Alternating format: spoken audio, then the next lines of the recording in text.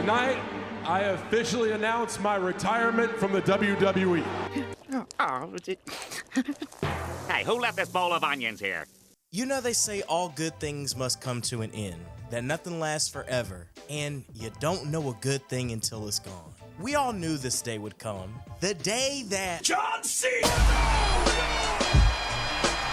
would hang up the jorts. The day we would no longer be able to see him compete in WWE. But this is really about to be his last year in 2025, and I don't know how to feel about it. I'm not stupid. I know the writing has been on the wall for a while now. Cena hasn't been a full-time competitor since early 2018. He's made that transition into Hollywood, following in the footsteps of Dave Bautista and Dwayne "The Rock" Johnson. But even knowing all of that, why does this feel so bittersweet? Why am I out here crying in the club? I guess you could say it's because I love John Cena. I said, do you love John Cena? I said, yes, I love John Cena. If it weren't for John Cena, I wouldn't be here right now. I would have never made a YouTube channel dedicated to professional wrestling. And not just the channel, I never would have become a lifelong WWE fan in the first place. My dad and my brother introduced me to wrestling at a very young age. But once WCW folded and The Rock left off to Hollywood, we all stopped watching.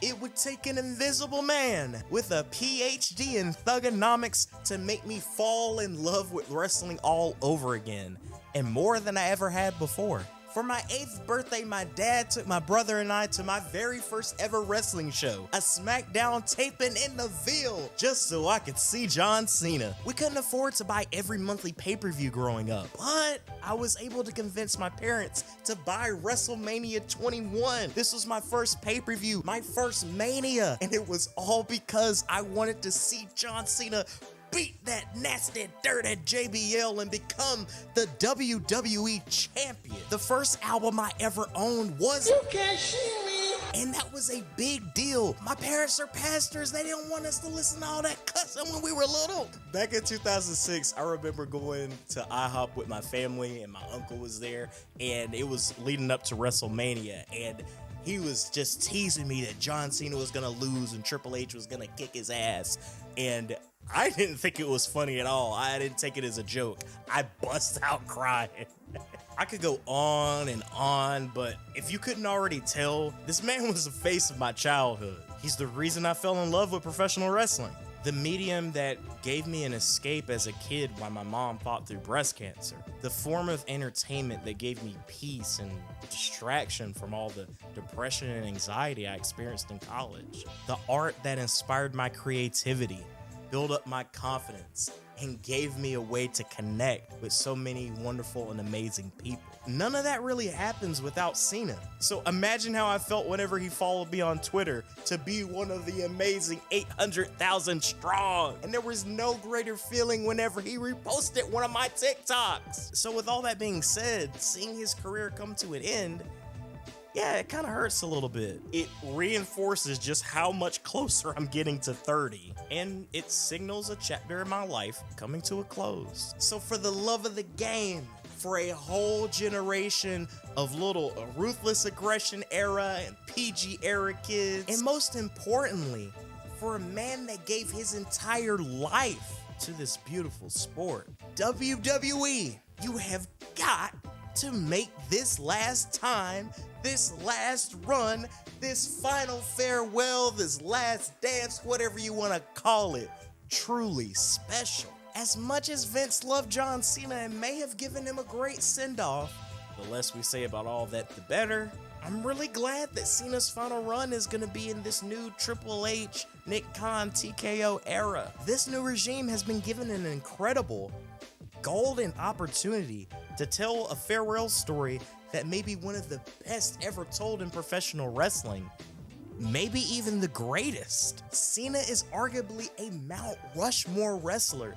And even if you don't have him on your Mount Rushmore, he's unquestionably one of the most important top guys in WWE history. The announcement of his retirement made headlines everywhere, Even my local news cover and they don't know a damn thing about no wrestling. Everyone is going to be talking about it. They already are. The hood is already fucked up with this one. This is like Babe Ruth going out.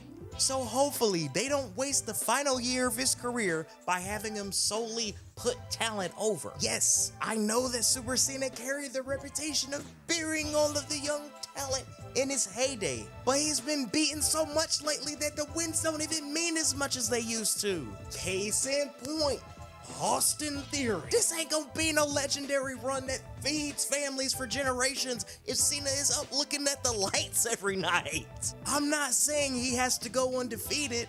He's just gotta get some wins. How else are you gonna tell that story?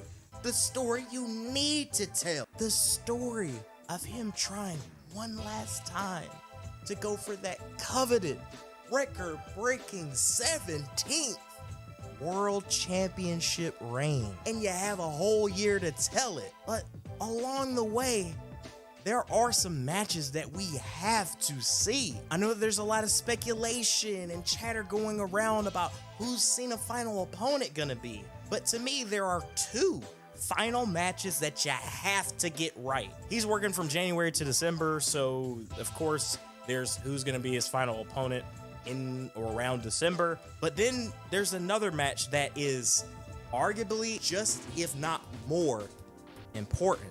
Who is this final WrestleMania opponent gonna be? I know they've been teasing Cody versus Randy a lot lately, but I still think that the direction they're gonna go in for WrestleMania is Cody versus The Rock. And if that's the case, how do you not headline night one with John Cena versus Randy Orton for the last time? That's a hell of a special attraction.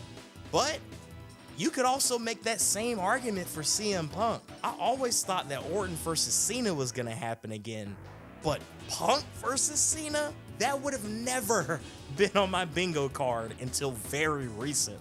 You could give Punk the Mania match, giving him the Mania main event that he's always wanted against one of his greatest rivals, and you can have Randy Orton be Cena's final opponent in December.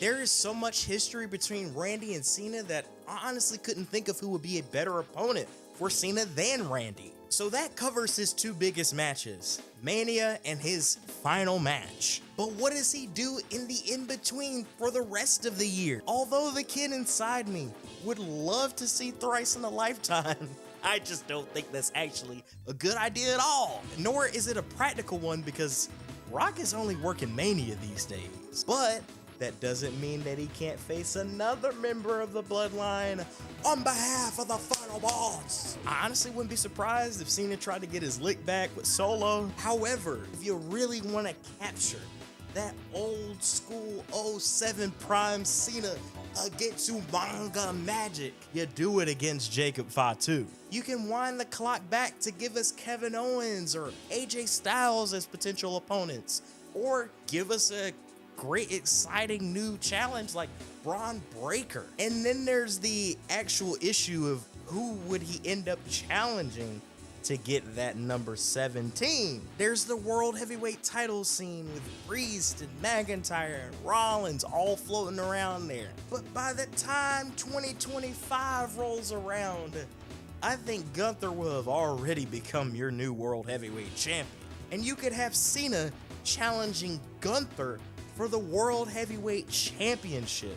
Gunther would be an amazing foil to the all-American hero that John Cena has been. And it would be a classic overcoming the odds story. Or, just hear me out for a second, what if they actually didn't go through with Cody versus Rock at WrestleMania, and they decide that Rock versus Roman has to happen in Viva Las Vegas? Would you then have Cody versus Randy be your night one main event? Or do you headline with a dream match that I know Cody himself wants? Superman versus Captain America. John Cena challenging Cody Rhodes for the undisputed WWE Universal Championship. And you have the story of the veteran coming to show the young gun a thing or two and get that one last shot of glory In another mentor-like relationship, Cody getting a chance to prove himself against the guy who he's constantly compared to. Cena could win the Rumble for a third time, tying a record that has not been touched since Stone Cold Steve Austin, which would give us Cody versus Cena and Rock versus Roman as your two Mania main events in Vegas. However, you do not have to blow up your WrestleMania plans just to give us Cody versus Cena. He's got the whole year. They ain't out of options. There is so much potential for the last time is now, and I'm putting my total faith in Triple H in this creative process. It's gonna be worth the wait, and I'll say it again. It could potentially be the greatest retirement run of all time. Better than Flair's WWE retirement. Better than Sting in AEW. Better than Shawn Michaels' farewell. But that's enough from me. Now I want to hear from all of you. How do you feel about John Cena's retirement tour? And what are your favorite memories of the leader of the Cenation? Who do you want to see him face this year? You can give me a whole year's roadmap if you like. Please don't you dare be shy and drop it all in that comment section below. I want to know just how you feel, baby. But I love you guys. Thank you so much for watching, listening to me spill my guts, and share all my excitement. Until next time, this has been Brandon from EK Wrestling. Always remember that wrestling is not a love story. It's much more than that. It's hope. And in a world surrounded by hate, greed, and violence, a world where closure may never come, we all know a place that has hot and cold hope on tap, for better or for worse. Take care, guys.